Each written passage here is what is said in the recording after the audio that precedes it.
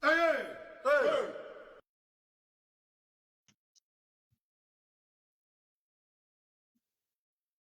Hey,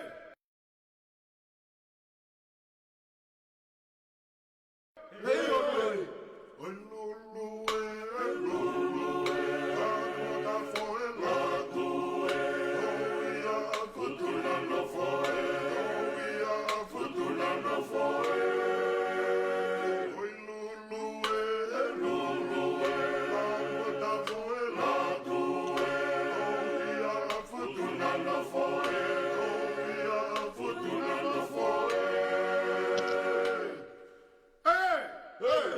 What to do?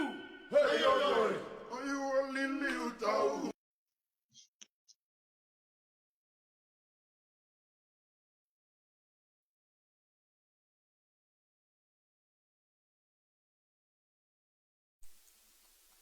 Ko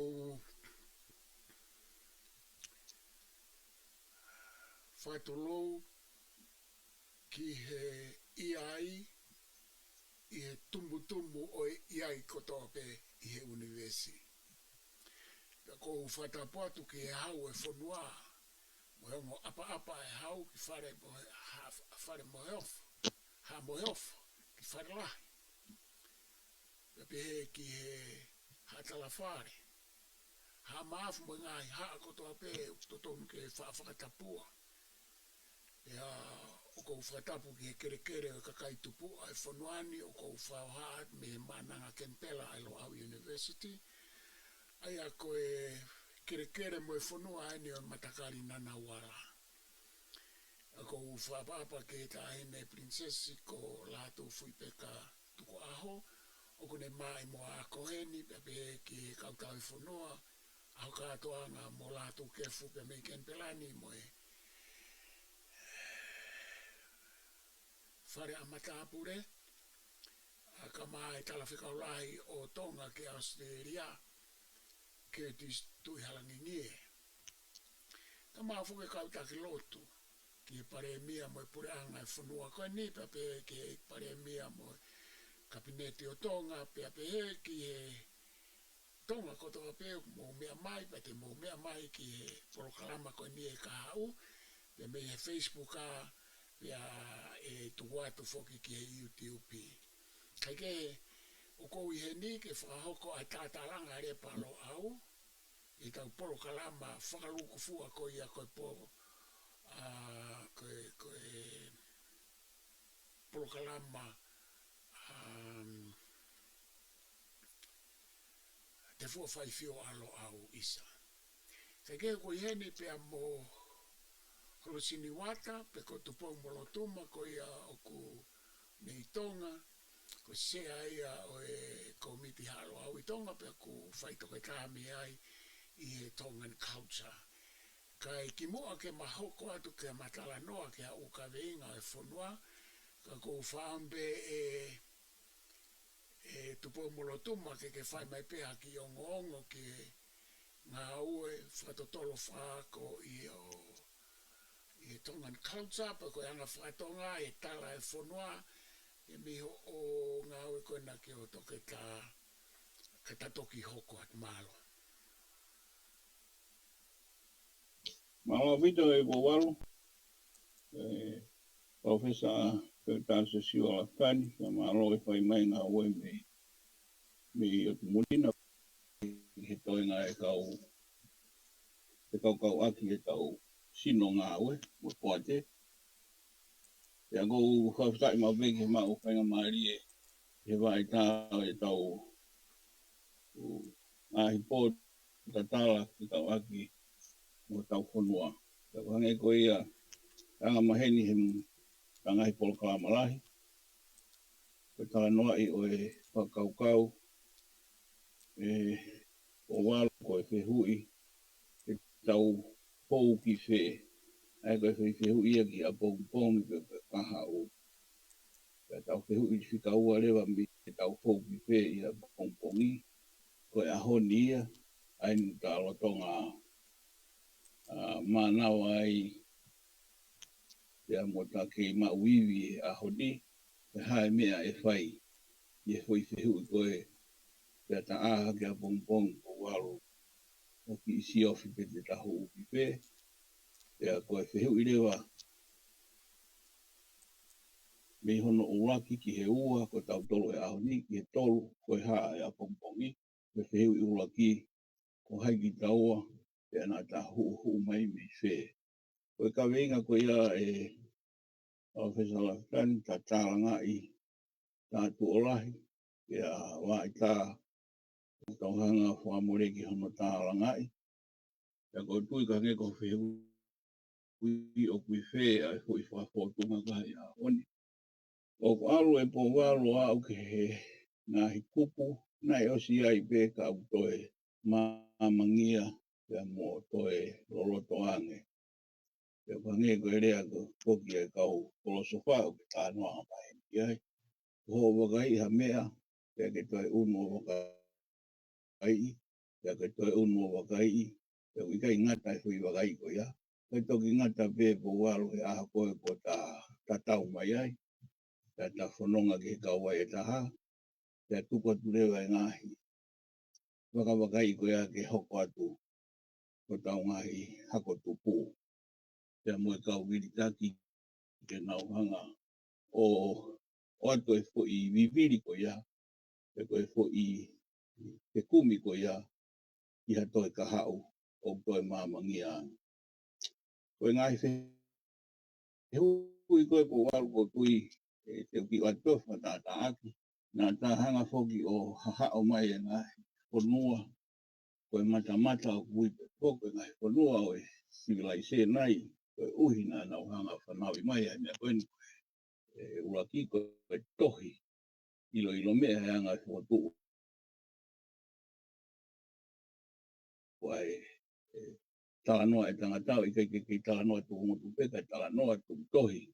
E kai ngata hei no hanga whakasino e ngahi whakotunga hange koe whikomi ki he mea hanga maheni o mo uia e sino materie hange ko tōkanga, hange ko ngā tai. E kai ngata hei nana hanga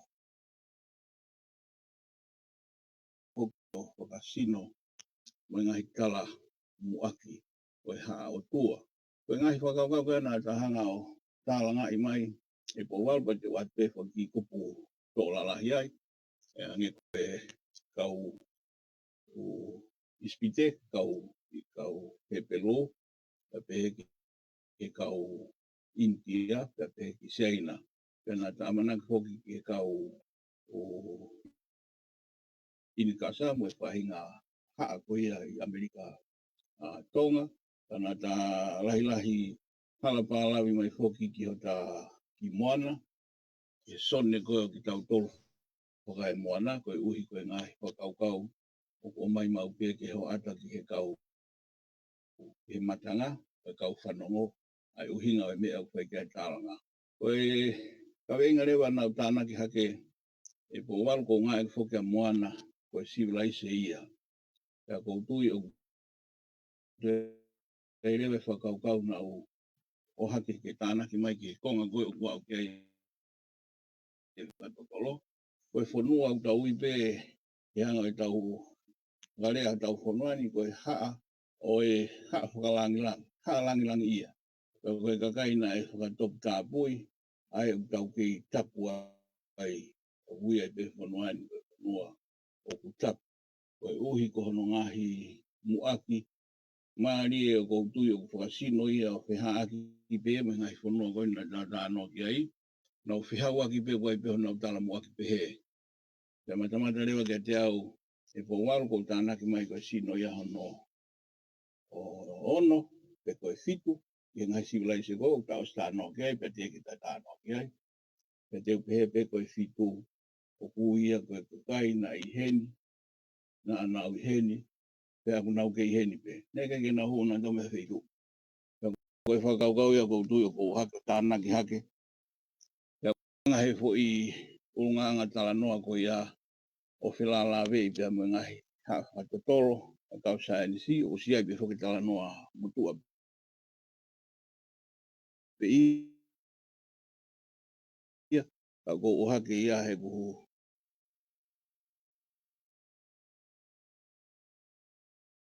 Hange u whetaki lima tau hifo. O pehanga tonu pe me langi. Mama e utau no pe I haa. A o tua o hifo o haa moana. Kapana na ufolau kwa hoko hanga hifaka. Ai waha he ngai whanua. E mutua I uhinga. Koe utatano ki ai nai. Tātoa e ngai whakaukau me ngai whikuhuko ia. O mai le wai atari a ki whakaukau koe ni. Ke ta viviri pe o mai o whakasino pe ko hai ki tau. Koe anga koe e ku hai koe ki whakaukau ke toi whakaikiki ane po walu. O koutui e whakatatau pe ia me ngahi toi whihui na toi tānak ko o hake. Kene hanga o tari ange ai ngahi kaweinga anga maheni. Koe whakaloto whanua koe ki haa po walu. Ko whakasino whaketai mini haa o kua. O ki he haa e taha nima. Toi tānak hake I he ahoni e ku wakawakai hi fo. O kutai whuke ngahi haa ia. Asi mai hange ko tālanga whakawhanua na toki osi koe ni e tau whanua ki ai. Koe ngahi haa ia o koton ke tānak I hake. O kutai koe haa ia o e whanua. Ako hakakai ka mata ke tau tawhi me he whakaukau koe aki ai. Ngai o e aho mo e tau whakauhinga ki he mutua I ui ngā kau ke he ahoni. He anga e ta au. Ai koe whilalawa ia po walu. Ai anga e whakatotoro. Pea koe ai mo ngahi kupu lalahi he mea koe ni kaweinga koe ni kou tāno ki ai. Pea te kupu I ki ange. Pea noho mai whoka I whakatotoro. Ki hono hahao mai atua. Ako hono mahu inga maari e. Koe whoi nofo I koe o ki tau tolu. O kui koe hifo me ilangi a e tu matupua. Whakasino mea ho tau ngahi kaweinga. Ai o ku I ai hono fitu hiwa. Ai kui koe a aho ni. Ai a me he fitu hiwa koe a uruaki. Pea tau toi whihu I me he uruaki koe aho e tupe. Ne toi ai hata o tahawhi me ai. Iyo. E ku o mai he tia na I he saini sina. No ho I tau tolu. A moana he tae tolu afe. I mo ea ka aisi. Fumatua au vita po walu. Pa hene pehe. Ko hange koe tānoa ngā maheni o neongo e kekeri pe mo e tau viviri e tau wakai e ngahi kupu pa toa peo e whamatala. Tā ko hange ku o tau ki wakai I atu o toi lahi ānoa e ngahi mea o toi ke tau tānoa pe ai. O koe mālo hinga ai pe koe ai mo ngahi te huru naki ai o te mau. E tau whoke siofi koe hae mea te tau wako.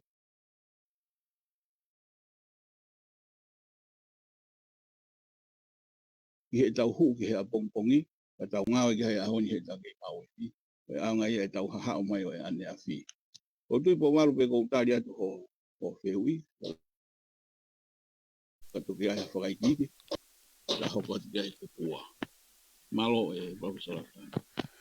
Malo Vito, tupo molotoma pia ko whaambe ke atpe whihui e taha ka toki hoko atu. O ke whanonga mai pe e. O ke whanonga mai. Tupo molotoma. O ke whanonga mai. Iyo. Ko e te o atpe whihui e taha. Ke tānaki mai pe ai. Iyo, po walu.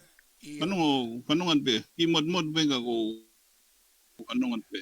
Iyo. Sai pe ko e ki mod pe lai ne ka ku alu pe tata anoa tau. Ko e ku whihui. Ko e haha te whito I whakakaukau pe mea taha pe ua. O ku ke... Ke ki mod mai po walu. Ia, iyo. Ki mod mai te I eko. Olea mai. He?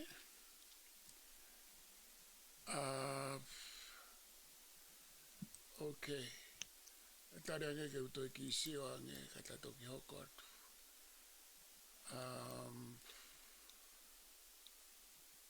Iyo o sai. Sai? Ka kou whaambe ke hoko atu koe ia ki e konga ua. ko ngā kausio ange ki he ni e. O ke whanonga mai be? Ia, osai. Io. Osai po walo. Ia, koe nu usai mai ho, uongo le nei mai. Malo.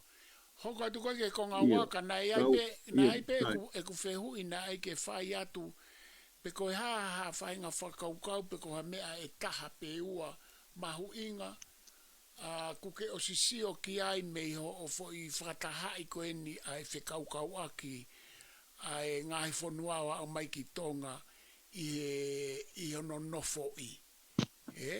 Ai he migration whakaloku fua, koe ngai te whito i mea ai ke o ku mahu inga ku ke ilo ki ai lava ke vahe mai ka tato ki hoko atu. Mahalo.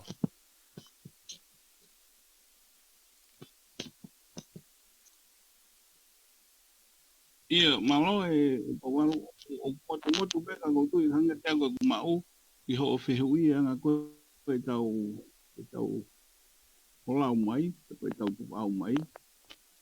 Ia hanga te ako anga i kumau e pawalo.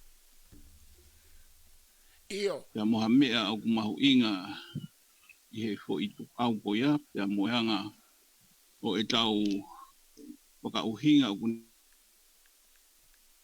le whakataha i ange ai ki tau tolu nai. Ko tui pepo walu pe koe angai e ku whanongo koe ki ho peui. Io, koe poini a ke o mai ha mea whakaukau ke sio ki ai i he talanoa koe ke migration ni o ku ai e ne fo'ou pe ai e ne whekau aki. Wow, siwa? Koau? Io, koau peno kou talanoa atu, koe ke whanongo mai koe? O ke whanonga mai? I kualu? Wow. O ke whanonga mai o ku... E po walu o ku motu lo e lahi be eka ku motu. Io, koe motu ia e i ku walu mei he interneti mei hena, I ku walu ke whanonga mai? I ku walu? Ia, lo e lahi be ea e po walu. Lo e lahi be eka ku motu au wit. Io, koe motu mei hena i ku walu? Wow. Koe motu mei hena he ku lele, he ku sai beta whaaki koe ni. Koe fo i parapare. Lo e lahi be eka ku motu au wit o kai ke ulava mau ai... Koe fo i parapare ma he interneti e i ku walu a... Te ke lava o lock out i atu ka ke toi tae. Lock out i atu ka ke toi tae mai ange.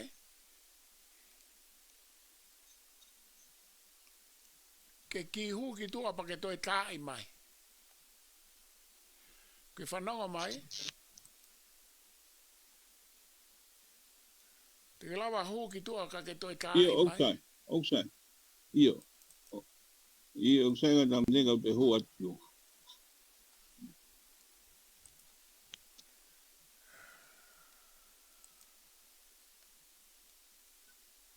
Io mo whamore pe ko ki paraparema mai mei tonga interneti.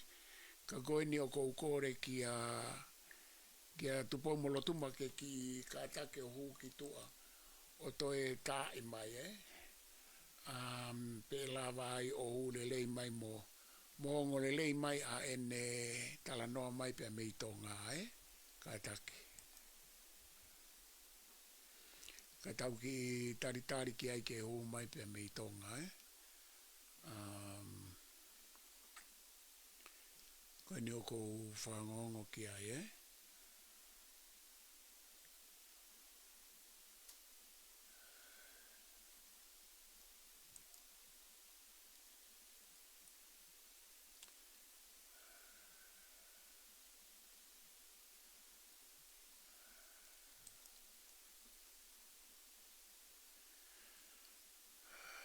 Ko taulotonga porokalama foki pe a mo holosini wata.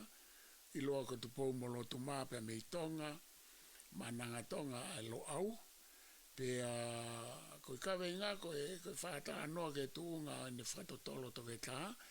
Pe a moha kawe inga pe ke whonua o ku ne fie tala noa mai ai ki tau whi wahe aki Ka koe ni o ku whekau ke toi ki ihu ki tua o koe ni maharu kā mai koe ni. Koe ni nai kā mai. Kau toi whakatatangi ki ai.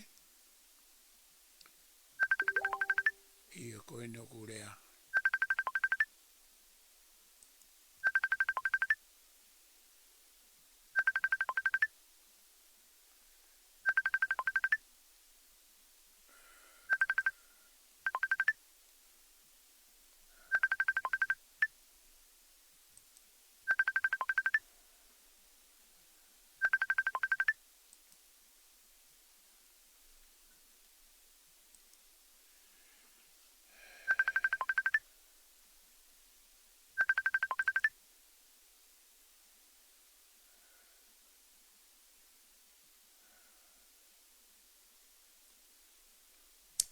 Nau toi whaipe wa kai ki a iku walu.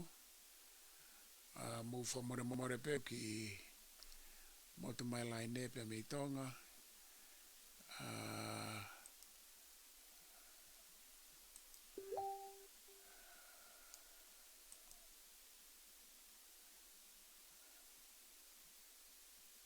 Koe ni o ko whenga ki uta iki ai. Ki tonga ki a tupo molotoma.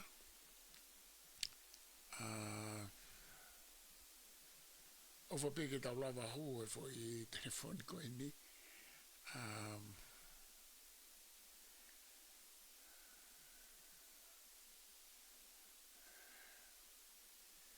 Koe ni ulo tonga tatanki ai ma ofa peke tau lava hu hen.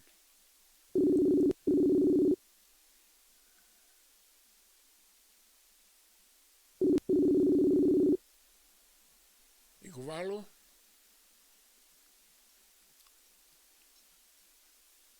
Iku walu, tupo molotoma. Ki whananga mai. Ki whananga mai. Ia, kwao. O kumbo oi ho mea whaita ho video. Ta, o stamtea. Io. Kana e mo oi ane nai. O stamtea o siu. Io, ko tui ko ne mo oi o. Io, kama. Kai, na mate pe ia. Oh, okay. Sai ko ni ko whanonga lele ia. Mate pe, pa ko hangol tamtea tani na o tau he mea mo ui ko stamtea, mate pe. Io. Ko yo sai ange ne mate ka ke hoko atu o na ke mau pe fehu ipe te uto e whamatala ai atu.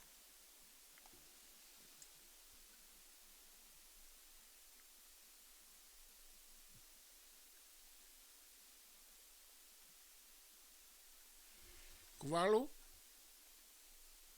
O ke whanonga mai?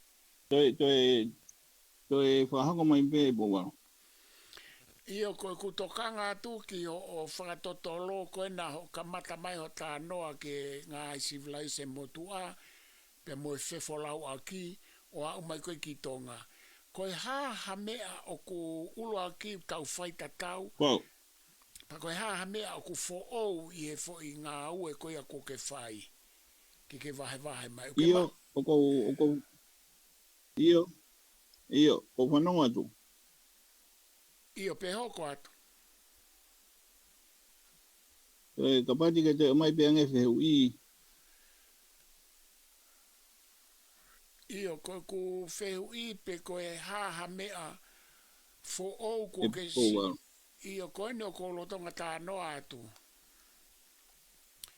Ko whehu i pe koe ha mea fo ou ko ke toi sio ki ai e fo i whakatotolo konu ke whai. Whekau aki mo e whewholau aki a mamani o au mai ki tonga. O ke whanonga mai. Iku walu.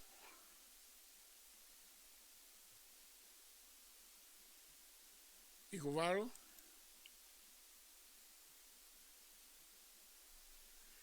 Iku walu ke whanonga mai. Ia pawalo, oku motu. He? O kai ke lava o mau o lea e pawalo. Oku motu au pito o lea mai. Lo e lahi pe ia ka motu. Oh, ia, koe... Ok, ia, koe motu ia, koe ke wanga i loi pa koe.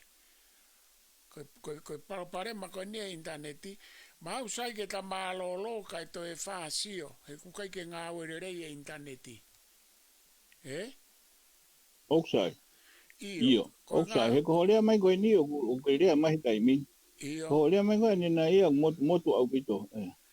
Fefe kau to e rea whakao si atu pia ka pau e mea e pia pata tatau ai.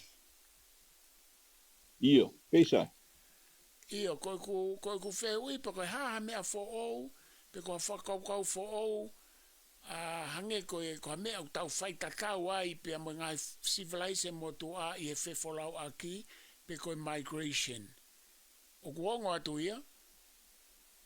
Io. Saia. Io. Ke u whaamatu ke tari mai, pe mahino pe ka ke tari mai ai, eh? Io. Sai pawalo. Sai koe ni kuongo mai. Ongo le mai. Aia koe mahino ka te au koe o hinga whoki he tau ho whakaamu ke koe haa ai ngahi mea o ku haa fo ou pia moa mea na tau whaitatau ai pia moe anga koe ni e tau whakauhinga ki he ngahi motu ai uhinga mata koe ngahi whonua ena tau whorau mi ai. Koe mea maaria e po waru ko tui ke atu peke he tari atu angeho ke hui. Koe ka wega hoki ai motu ani koe tala o tua. Pea moe taimi koe tala o tua pe tau tua pehe. Pe taimi uno e koe tangata ke whakafotonga ki hono atakai. Pe koe ne mau anga mo ui. O kanga lewa he tangata whoki o ngā eke whangahi ka uhinga. E tau whanau no pe koe haa. Ka i he haa whoki a te ia. E po walu tau anga maheni ki ai. Pe wanga maheni pe moe whonua. Moe haa whakatotoro. O alu ki hono ngahi kupu to i ki ange. Pea mawae ua rewa o ia e kupu to e longa mo ui ange hange koe haa whakatotoro. O ke mau ha whamooni pau. E au tau whanau no pe tau i koe me. Whakasaya nisi. Pea koe ngahi wa ai au koe hao uia. O longa mo ui whakatatau mo whakalakalaka whakateknolosia. Pea rewa mea o kumari e po wau koe ngai ku atu whakakaukau ko ia. E na whaitatau. Koe mea koe tala o tua. E po wau. Koe taimi ko i loto e whakaukau tala muaki ai o tua. Maria. Koe o tua whe, koe ka weinga kehe whuki ia.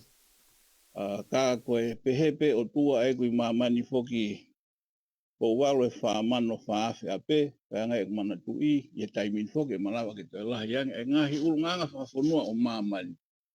Ai tau pehe ko mamani.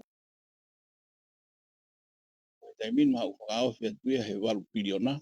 Ai o wahe wa mamani tau patatake whaamano whaafe. O koe rewa ngahi urunganga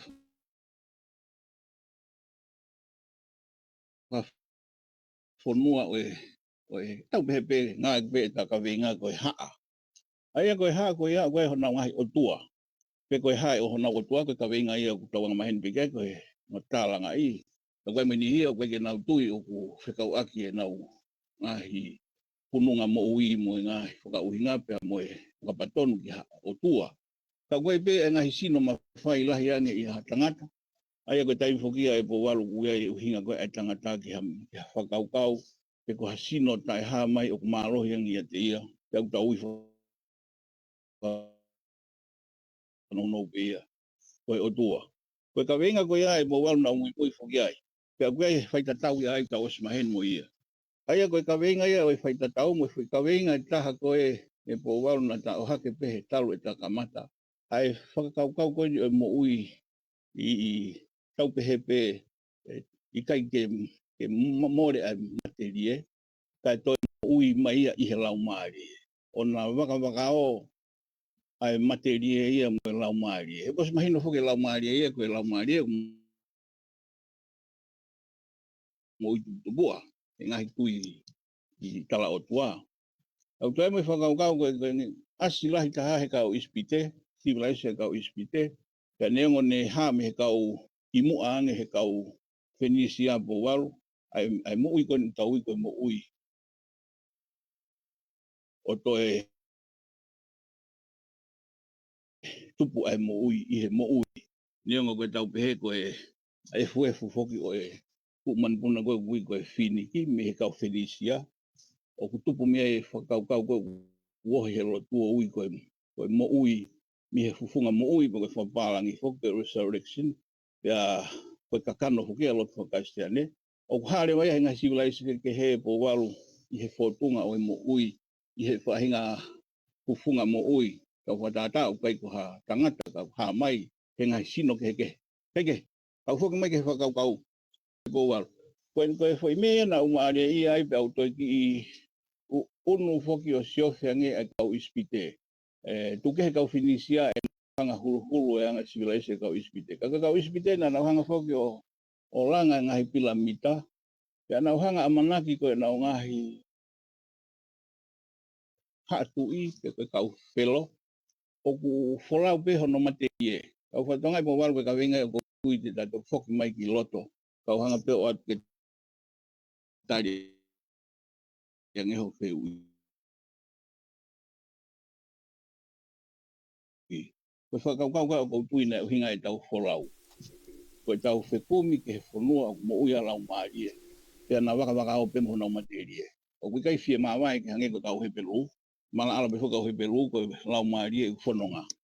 Kai nofa materie. He na hanga he kau ispite whakateunga ngahi pilamita. Ke lava pe whatolonga nau hatu i. Pea mo te waki pe ho nau whanonga anga ke he mama ka hau o nau almo o nau materie. Koe fo i whakaukau ea kou tui e po walu e ui pe ia ku hafo o nai. Ka kou tui na iai e tau ngahi whakaukau lo loto pe he. Ka kou tui ka taha ia whakaukau na whanonga mai koe o toki hake mai lotu whakaisiane e nu tau teu whamanatu. Kono tau e wangi au o kou tui na iai ai ofo lahi he kau misinare. Ai tau fo i tala noa ma ala ko ia. O kuia e whanua mo iai ai lau maari e. O mo uta ngata e ko pulotu. Koe koutu ka wenga ia o ku hafo o nai i he whotunga o e lotu whakaisiane. Ka koutu i ko ene hafo o pe i he whotunga.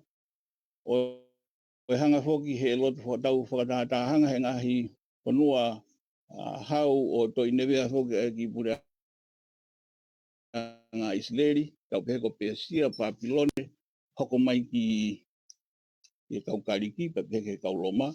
Pea toki huluni mai whoke lotu e ne hau mehe latina ki Inglani o hau aki ai whotunga o e lotu whakasiane o kurui sino i loto e ngahi mea kotoa ko ia tau te whito pe i he unganga whakahe pelu he whakamotua pea pehe ki he uhinga whakalatina pea mo e uhinga whakakari ki he nei tohi aki i he whakafo o.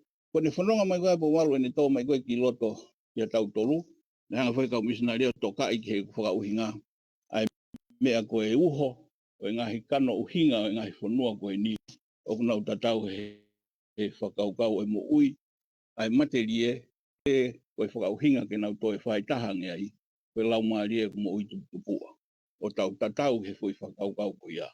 Koe uhinga e ko mui mui loa roa e po walu he fwoi uhinga i mea ko ia ka e he taime ne toe taka koe ke ngahi whanua makehe mi Fenisia ki he alu koe ki he kau matakari ke he koe me India, tau pehe mo kau seaina. Ukai pena mea pehe aspe loto e ngahi uhi kuai. Ka kotu koe ngo whanua e o ka veinga. Ake fwoi whakaukau ka po walu o kuiai e whakaukau tatau ai. Neonga na e whakasino koe ne whehulu naki mai he ngahi whanua na nauhanga koe o nau whakasino koe ha e motua i lotu he Peru. I he whotunga whakakariki mo e whotunga whakalatina me he kau Roma. Koe ne ki hafo o uia. Kai taim koe nei tūte tonga ni, na hangarewa henga hisino ka toka i tau tolu. O nau hangarewa o mai o nau ka veinga tala o tua, kai nofo mai ho tau tala whakawhonua o nau petaki lima o tau whanonga mai ai o au mai e te uangi au tau hono whakamana tō. Koutou pa walu koe tani nou ia ka koutou i he whakarea o e mo ui a lau maalie o tupu. Koe mea o koutari aki ai anga ho whawhi ui pa ka pau ko ia e koutari atu pe kai e Professor Lasani. Malo. Malo pito tupo molotoma pea o koutui ku ke tari lelei pea to e tānaki mai e ngā hi whakaukau mo ngā hi ilo i mea ki ai ngā hi mooni i mea, mooni i ilo ki e talanoa o ke whai. Ka koukore ke hoko atu ke konga ua mahino au pito whamatala au ane nai ke whehu i nau tokanga atu ki ai. Pea mālo e ngā au e mālo no vahe mai ai ngā hi whakaukau. Kai ka take o hoko atu ke konga ua e tupo molotunga Ia, malapita e Professor Lasani. Koe taim koe o ku kupu whihau waki ai ngā he siulaisi koe ni. Nē, mahino whaka ki tau tolu ai taimi na e hanga he kau whenisia o whakasino ai tohi. Tau pehe me he whahinga tohi koe na tau tānoa lahi kene ngā ke mi kau pāpilone i he umea. Ono hanga whaka whanau i ai whahinga whotunga koe ai tau nau te whaka koe uniform pe moe ono ngā hingoa ke kehe. Ai au pito mai tau kupesi. E taimi koe na hanga he kau whenisia hoko whakasino ai ngahi whakatātā i mea me he kupesi o alu ki he ngahi whanau i o e alfabeti ai kou tau ilo o tuku au mea he ahoni. Kamata rewa ke whakawhotunga ai ngahi uhinga e pō walu ai o toi alu koe ke whakasayanisi ange. E tuk hanga whong he kau kariki mo i kau loma o te ke e fui whakau kea o na waka mo i whakalangalaka. I hono hama koe lotu, ai ko hu mai lewa tala o tua, mi he lau maarie, o na whetaki nima mo e whekumi, mo e whehui pe ko hai a materie, o whanau iai ai toi punakaki, ai ilo mea pe koe hu mai ai sainisi, taki mua whokea kau kariki. Pea koe tui po waru koe taimi koe ia, o ku punakaki lewa e lotu o ne hanga o langa ngahi whakaukau, tau te whita hange ki a Alexaini ta koe lahi, o ne hanga whakasino i he fo i whakalakalaka ko ia na e pue ai lotu ki mui o ne o mai hono mawhai hau ko ia o whanonga mai atu me lotu whakasia ne. Ka kau whoki mai ki he whakaukau koe ki hoko te heko pua ai pōwaro. Koe uhi ko asi me e ngahi sino whehu i ange. Hanga he tangata whakawhotunga ke papau ange ai whahai tau. Na ni ngai pe whoki tau whanata ke tala o tua. Ka koe hunga whaka o tua po waru koe o tua o kune whai e matua i. Ai toka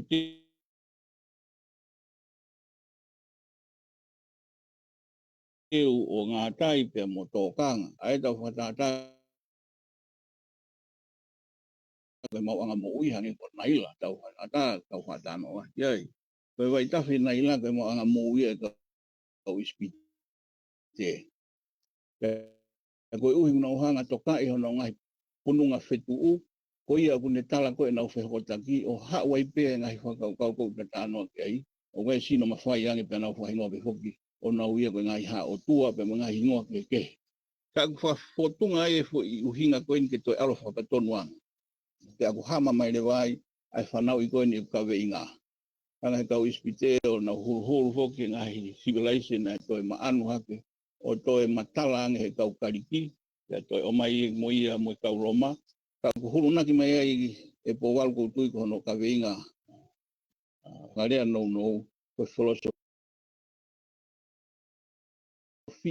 pe koe o mai ai haa o tua pe tau tāno ake he ahoni pe koe tau wauhinga o i materi pe tau ki me i uru ange ai haa o tua mo i ngahi whemameni te ka tau o hifo ki he ahoni koe uhi pe tau a pongpong pe te tau hu ki whe pe tai mea po walu o mai lewa ngahi ilo mea koe ia o hulu naki mai he sainisi me ngahi whotunga ke he kehi tau anga maheni kai ka koe uhi koe kupu wai po walu o ko whaamfoki ke na whetai ake ange mo motu ai uhinga. Ke ka pau he kai ke tau haha o e sainisi, ka tau na whopeke he tala tuku ngotu. Ka nofo pe he whakaukau koe o tala tungutu ka tau mamaha he sainisi. Ka bau te tau nofo I mama he materie kai tau haha o mai tala o tua pe koe ngahi whaunga whakalau maari. Koe whehui lewa po waru pe iai ha mea e more ai. Ka koutui koe tari nou nou koia. E more a e ngahi pui tua. Ka koe mea ko haa kai po waru ta rea mau pe kia he ta polo kalama. Ta tau pe ko whe ai malae. Ta tau pe ko whe ngahi pununga whakaukau. Ke tau nofo hifo o veteki. Ha fo I pununga fihi. Ke toe matalange. Ko e te mamaha pehe pe pui tua po waru. Ke te au o si whanau I mai mea e fo I whaingata pe koe toe fo I fihi tuuange. Toi alo lewa ai whaingata ia o toi loloto ange. Koe tai mea huu mai e sa nisi o tautari. Koe uhi loto ka tau ngā kene whakasino mai ange ai pui tu ake toi whalala anga ange. Koe lewa po walo ka venga kou tahanga maheni. Koe koe motuai uhi ngā kua pau ke te hahao ai mea ko toa pe wala malawa ke maa. Ke tau hanga lewa o aafe ke tau ngā eke teknolosia pe mo sa nisi ke ne hanga nge po waki pe kue hawai anga he fo I ka venga koe o tau tālanga I ke toe matala mai ane. Ka koutu koe tai mia o mai e ngai ka venga ngā maheni koe ko walu o tau hanga huru I ake. Ka te wapeki whakatanga whenga tā noko uhe filosofia koe tā noko a kosmolosia. Aia koe tau viviri ke tau ngā ilo mea, whamatala whakamaterie, pe koe haa e pununga, koe haa uhinga e whehui koe ia. Koe haa whetari ui ake e whemamini te. O koe e po uri, o koe e aho, o koe e laha, o koe e mahina mo e ngahi whetu. Koe haa una ua lere ai, ka tau ke haa tangata. Ai whanau I leo mea e whakaukau koe. Ko hono uhinga, ka tau viri taki ke tau ilo ai pui tua o e kamataanga o I whui whakaukau koe ia. Hu mai lewa e whui whehui whasaianis koe ia e po waro. Ka tau hanga lewa wakai e tala tuku ngutu kana e whou wheo e kamataanga. Koe uhi ko pau whoki he tā noa whaka kosmolosia, he tau tala noa ke he kamataanga. Koe tai mea po waru ke he whatata he kupua. Koe mea rei ke whe taiaki ke whe taki nima. Ai sai ni si mo tala tuku ngutu. O kai ke nake, koe nake ko kita koe haata whaka uhinga. Ai uhinga e pehe tanga mahini. Koe ne pehe pe I hamotuai uhinga. O kuwale rei ai sai ni si pia mo tala noa e tau whankui. Koe uhi he kuwale rei pe whe mamini te ia. Whatata ia po walu he ta kupua. O tui koe ngahi kupuia. O kune toi talanga I whakai atamai fifiri. Kai whakapatonu ki hono siofi. Waka ilo mea. O whanau I mea he kaukariki. E ngahi mea koe tā noa lahi ki ai pia kurerei. Pia kutaton ke tau ngai aki mo whakai ai tau whanau. E nau hanga whakasino ake ngahi. Palohinga o ane a whi. Ke toi mālohi ange I he apongpongi. Pia tau wālerei ange ai. Mo tau pore Iho tau ahoni. Kou tui po walu koe kupu wā. Ia kau ki whoke atu ai kata tu hokoi. Malo. Malo abito e kuwalu. Maho inga abito ngā I konga kona ko ke teu ko ngā ko e tataimi o to e ta minite hongo fulu. Ka kore atu e to e tānaki mai pēa ta minite nima ki ai ke ta nima ko ngā ko wha palopare ma he ta kamata mai e ne motu. Ka kore atu ke hoko atu koe ke konga tolu ku ke teu ia ko maho inga ke alua e rewa ho tala noa e nau whekaukau aki. Pea kou lawe I pia koe mo whakaamu ke tata noa ki a kawe inga e whonua. Ka te utuko at peka te koe ke hoko atu maho inga ke wahe mai ki ho tau ka inga malo. Malo pita e Professor Laftani. Koe uhinga whoko e pui tu a kono a o ngā ke tahanga hahao ai ahoni. E neongo e po waru ai fo I pore o ta anea whi, ka koe anea whi ia. Ka neongo e ta whakaanaua pia mo ta misi ki a pongpongi, ka koe toi fo I me e a pongpongi. Koe mea au ta kei mawhai ki a I koe ahoni. Pia koe haho ta iwi, pia koe haho tau mawhai ka tau kei mānawa, o tau hanga whakapapau e ahoni. Ai aku hu mai le vai e po walu ai fonua. Ko uhi na tau hu me fonua ko manawa o tau ngahi whae. Ia i kai ngatai ko tau ngahi whae na hu me he manawa ko e fonua. Mi he ngahi whema milite mo ngahi whakaukau o kutoe tala o tuaange. Ka tau whoki mai ke whakaukau e o tua koe uhi koe ahoni. Pe tai mia po walu hange koe tatanoa ni nai ke fonua maamani ke he kehe mo na ngahi whaahinga o koe hona wanga whakafonua pe aku fo foki ai fo i tufunga o yanga whakafonua o whakatatau he ngahi mawanga mo ui koe i loto. Pe a moe nau ilo mea ki he mawanga mo ui o whakatatau mo e whema milite. Tau ine vai e po walu koe anga whakafonua.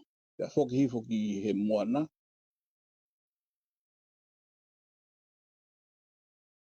Tau pe he ko moana foki he ngahi kupu o tau whekaukau aki. Ai tau i ko Polinisia. Pe au tau ire wa ngahi whekaukau aki ko ia o tau foki hangatonu hifoki aki tau tolo. Pe taim ko ia o ngai le whakaukau koe o kuanga maheni koe ta tālanga i. Ka koe haki tau tolo. Ko hai ki tau tolo. Osko e tahanga o haa mai ngai whakaukau koe ka anga maheni ta o mai ngai whonua. Mata ko hai ki tau tolo me ngai whakauhingo ko ia. Ka ea whangatuku mai ki he ahoni. Koe uhi pe ta toki sio. Ngepi te tama uiwi ha pongpongi. O whaha fwoi tufungai. Ka koe uhi koe unganga whakafonua po walu. Kana e lewa whakaukau ai ko haki koe. Sa tālanga maheni koe konga fonua. Kana o haki o whakatata aki. E po walu ai ngahi kupu e tolu ke he koe ko ni skuto ne ka whakatano ki ai. Ka ko haki ke whakatata aki ta kawenga. O tui ta kupu tolu koe ni mo ta wama apo opo. E aonga e po walu e ngahi pununga whakauhinga ko toa pe pui toa. Te mohono tālanga i pe koe haho ta mawhai. Watatau mo lahi ho ta iwi. Mo malawa o i loto ha mea ngā koe ke whae ke whekumi. Ka au mahu inga taha peke tau mana tui. Ko hono ngahi nā whangatuku o kua whangatuku ia e konga whanua. Te ko hangi ko ta whaanga maheni e tau tālanga i. Ko e ngahi mana mo e hafu e ngahi pore e tau whauhinga. Ta ko hono makatu ngā mo hono kano hoko whanua. Ko e rewa i whakaukau he kupu o walu e koni skuto ne tolu. E kupu tolu ko ia uraki whoke tawa taina. Hika ua ko whaunga pureanga pe whika tolu ko kere. Ko anga koe ni e ta whakauhinga koe ke ngahi whakaukau koe ni ta tālanga kai po walu. Ko tui o kumore ai pui tua o kere. Pe osi e tau tālanga whakafonua na e tau to. Whanongo hono ngahi kupu. O ko tui o kuri e kina pea konga whanua. Pea koe e taimi po walu na tanga maheni whoke he ta tālanga mau peki ai. Na e whakamamafa a tau whahau uraki. E ne kore ke he whanuani ke tau mana tui ai whakakaukau koe ko konga whanua. Whakutawanga maheni mo ia. Ka ne e whai mea whongi na ni ngā yaki. Ko e te pehepe whanua pa koe rewa tau pehe koe kupula lahi e ua kune tala. Pe ku te wheta yaki mo e konga whanua pe kai. Ko e urunganga o e whanua. Mo e rea o e. Ko e whai mea kai po waru mōre. Kia te au o mōre. Ka hono tau whakatata pehe a hoi kupui whakauhinga ki ai. Ko hono maru a ngahe kui ai. Ko hono mōre he kai ke tau kei maho inga ia ai. Ka kui ai pe. Te whakatata a kere waika kere. Ko e uhi o au hia pe kere po waru. Pea kou tui o kuri e kina. Ko e tupu me he tauri ake anga whafonua. Te tā maho inga ia whewhe ia ko ngā whanua. Ka pau koe ki te maho inga ia kita. E te maho inga ia whewhe ia kita. Ka mahoto tu whaharo. Ka pau koe ki te maho inga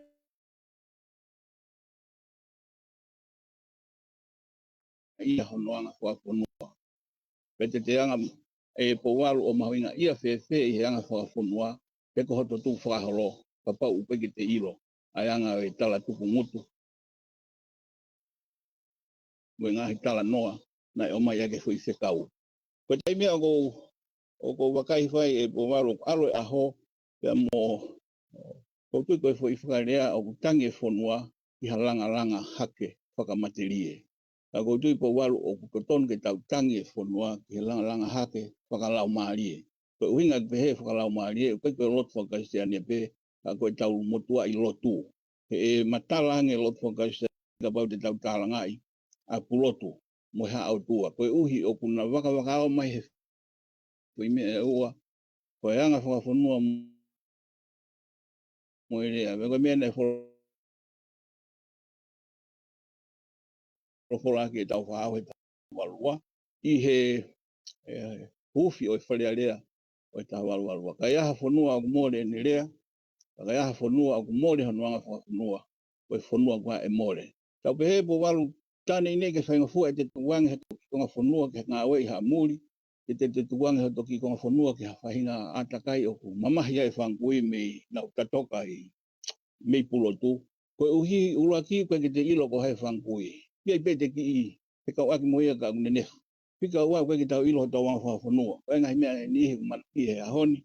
Koe whakataha lalahi ene fiha e o walu. Koe tau ilo pe whai tongani pe whai i mulina. Pea koe mea ia whaloroma. Pea koe whaku mai kou tui ke uhanga o hawhanga tungo eka. Nai Maria Pito rea e kau whafonga ngai whanua e po walu koe me i tua. Aine kuna o mai nima toko ni. I tau te whito ki Seina. Pea pehe ki Pureanga Siapanika. Pea pehe Momotolo Australiana. Pea pehe Monusila. Pehe ki he panke a mamani. Koe rea koe po walu kau hanga whanau no pe. Koe mea taha o tau ai. O kuna pore he tau ilo o tau tonga. Nai Maria rea e whawhonga Seina ne pehe na e fie kaia Seina. Nai fie kaia tangata Seina. Ai koe tamakoe nai rea uku he me tau. E po walu e ono o fulu tupu lahi he ganga e kuwakai. Pena pehe he nama whawhongo ni nai kau ia he fie kaia. Pea tupa Seina he tau peni manoa. Tene riwanga hono urunga whawhonua mo e whakalakalaka ke na whetaki nima ke whanau iaha Seina. Tau peni manoa wo pole i e Seina ai ngahi whanua na whakalakalaka anko Amerika he koe wangi au.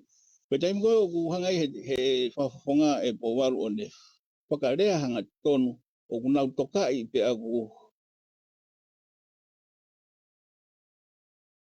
o tataki e nau toko ni he fui urunga whawhonua pe mo tau tu whaharo. Toko e whakau e po walu tau whafoki ke he tau wholofola tau whahau. He tau tokanga au pito. Lele e lotu e malu aki pe o tua he tau whakauhinga. Ka koe halanga koe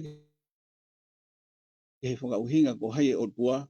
Pea mo e tau tauhiki he o tua, mo e tau tauhiki he ngahi whakaukau whakaetala o tua. E makatu ungaia he ta ilo. Pe koe haho tanga whawhonua. Pe koe ha e ta rea ke ta ilo aki ho ta konga whonua. Pa e malu aki e ngahi bibiri mo ngahi pole. Ke ta siofi ai whai tutu di koe i he aho ni. Koe lelei a pongpongi. Pea mo e ta ako me ngahi pui tua o e ane a whi. Koe tui po walu koe motuai uhinga aia. Pea mo e ta bibiri. E ta ki i ata mai ange i ha hiku. Me ngahi rea. Pea mo ngahi pole. Pea mo ngahi whaana oa e ta whangui. Na e nofo mai he tala o e whonua. Pea ka tui tau awe ai Polokalama. Wai tā. Tāranga lahi ai. Tau tui o momohe. E ku i mui hakau e ngahi whakau ka a konga whanua. Kai o lewa. Uto e whatonga he whanua. Ai ngahi.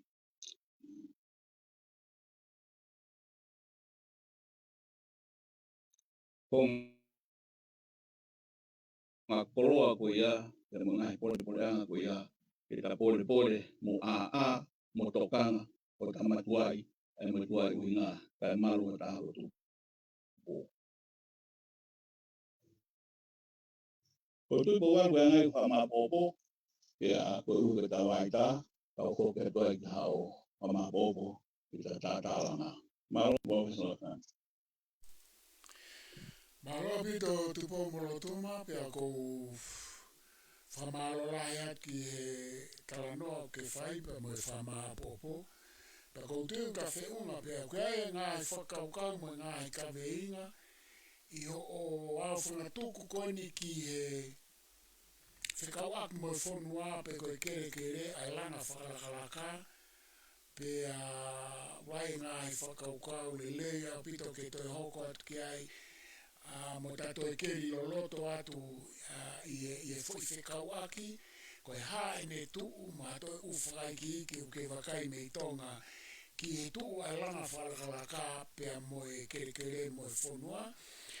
Ku ke o se hanga o whakahoata mai ani i o whakaukau ka te ungata pe ai te ka whai a kia whamaloa ke te koe tu kai mai ke ka proklama moe ngā aue ku whai ke kau lo au hena pe ke maata ka mai ngai whekumi o whai hena moe kau lo au kai tuku ke tata tawai ka ta toki hoko atu i he kaha o malo a pito o whalai ake te koe. I malo a pito ko au ka au pa. Hey! Hey!